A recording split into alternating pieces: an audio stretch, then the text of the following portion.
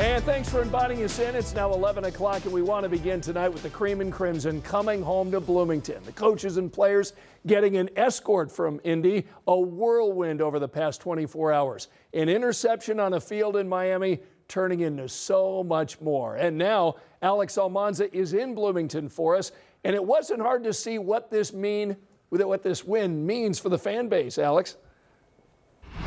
You know, they say people will do anything for love, and here in Bloomington, Hoosier fans proved it by standing, freezing, and even running just to get a glimpse of their national champion football team. Hoosiers! While the Indiana Hoosiers may be bringing a championship trophy home, one thing they can't bring is a little bit of Florida warmth with them. But that's okay. Fans say the wait is worth it. We love our Hoosiers. You gotta have this camaraderie. The IU team landing in Indy Tuesday afternoon, even getting their own police escort back to campus where hundreds of fans were waiting to congratulate them.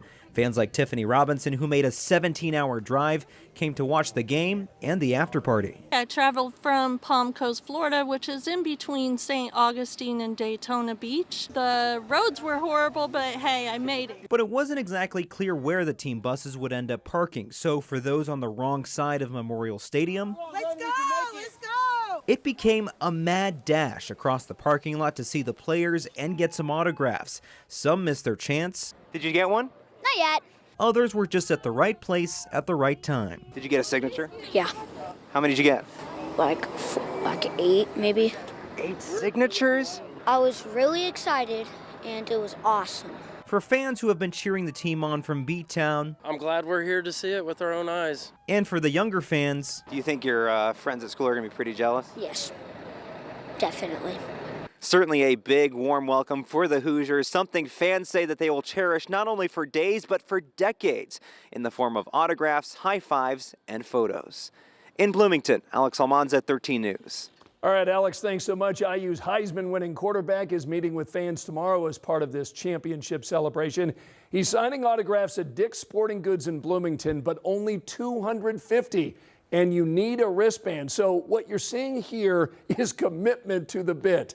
People lined up to snag one of those wristbands. The man leading the way was in line around 4:30 this afternoon. He'll have to hang out until 9 tomorrow morning. So Angela, how's it going to feel for him and everybody else overnight? Okay, that's like 17 hours in 20-degree weather. That's not good. That is very cold, Scott. Oh, wow. Hopefully everybody here is bundled up. Regardless, they know they are in for a long night. But fans tell us it is worth it.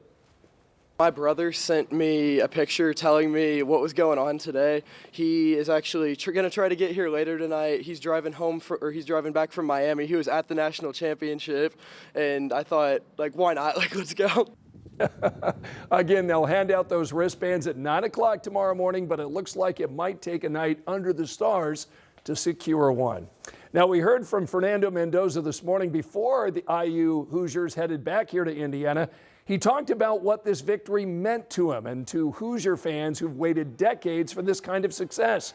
We saw the crowds from bars in downtown Indy to Assembly Hall to the streets of Bloomington. Mendoza saw them too. Well, sort of. Yeah, there was videos after the game of Kirkwood, and someone tried to show like my teammates and myself, and you couldn't even see the street. There's so many people. It was like a flood.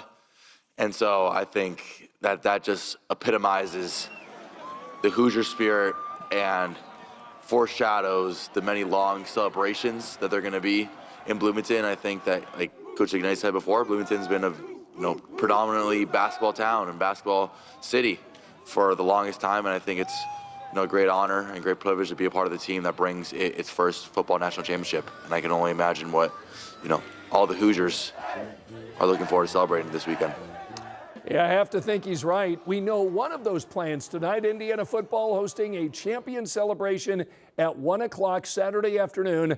That's from 1 until 1:30 at Memorial Stadium. We're told the lots will open at 10, gates open at 11:30. There's a walk to the Rock taking place at noon, and they're giving away rally towels. So where do the Hoosiers go from here? Fernando Mendoza is expected to announce soon that he's heading for the NFL, where he could become the #1 pick in the next draft. So that means a new era begins for these champion Hoosiers, and that new era will not include Fernando's little brother and backup quarterback Alberto. According to ESPN, the younger Mendoza signed with Georgia Tech after entering the transfer portal. That's where Cignetti and the Hoosiers picked up former TCU quarterback Josh Hoover. He's expected to take over for Fernando Mendoza next season. Well, this storybook ending isn't really an ending at all. In fact, it's just the start of a new chapter. But if you'd like to look back at this run, check out WTHR Plus. There you can find all the post-game reaction following last night's national championship. We've got highlights from the title game and throughout the season. It is streaming right now. Again, that's on WTHR Plus. So it's nice that fans gave IU a warm welcome tonight, because they certainly didn't get it from the weather. That said, tomorrow is looking like the best day of the week. Angela, you're telling us it's going to get really ugly this weekend? Really ugly this weekend. And you said Memorial Stadium was where that event's going to be. That's right, Saturday at 1. You're going to have all the layers. It is going to be really cold this weekend. We may end up with highs in the single digits on Friday. Oh, wow. You said it. Tomorrow's the best day, so let's focus on that. Temperatures right now in the teens and 20s. We're not going to drop too much more. Southwesterly wind kicking in, although we are keeping an eye on a little weather system that will increase the cloud cover overnight, bring the chance of a passing flurry or two. Also a little concerned early tomorrow morning with this wintry mix, mainly south of I-70, but could be enough for a few slick spots early tomorrow morning in places like Bloomington, Columbus, and Greensburg. So keep that in mind first thing. Early morning temperatures in the 20s, cold enough to support some of those slick conditions.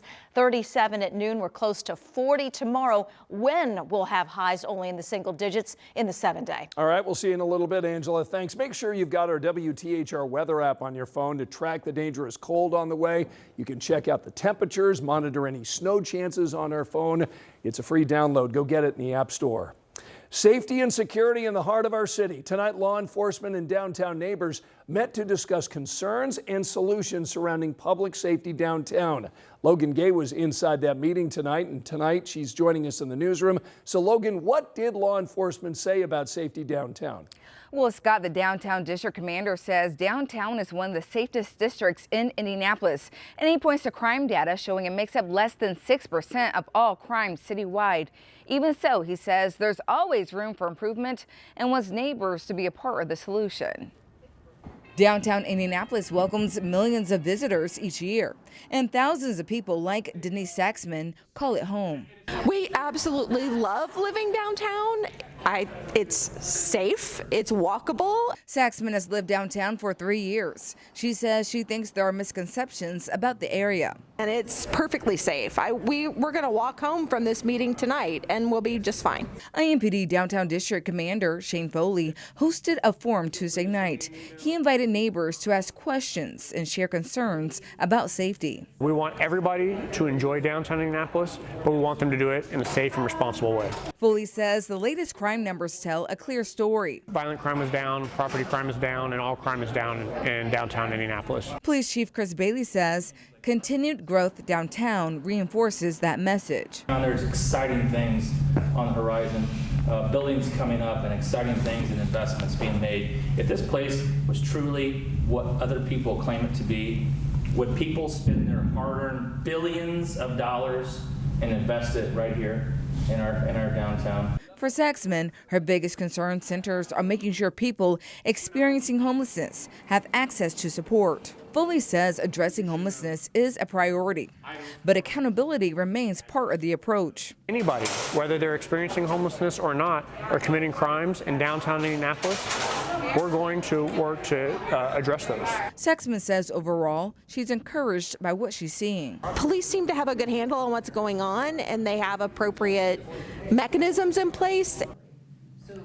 So Commander Shane Foley said they plan to host forums as necessary in the future. Logan, thanks so much. Tonight at 11, there is a plea deal now in place for the man who's charged with fleeing police and causing a crash that killed 2 young children. That plea came unexpectedly today as the first witness testified during a bench trial. 26-year-old Sadani Pettis interrupted the court proceedings and pleaded guilty to all 8 felony charges against him. Those counts included resisting law enforcement with a vehicle, causing death or injury, and auto theft. Pettis admitted he was driving a stolen car on February 5th of last year. An Avon police officer tried to pull him over, but Pettis drove away and crashed into an SUV. That SUV burst into flames. 3-year-old Aries and his 2-month-old sister Iris died from their injuries. I think that the defendant saw what was inevitable and that we were going to present our case over the course of the next day, and it was going to be not one of the worst, but the worst case that we have seen in quite some time. The prosecutor went on to tell us that he will ask for the maximum sentence in this case. That's more than 70 years for Pettis. Sentencing will take place on February 9th.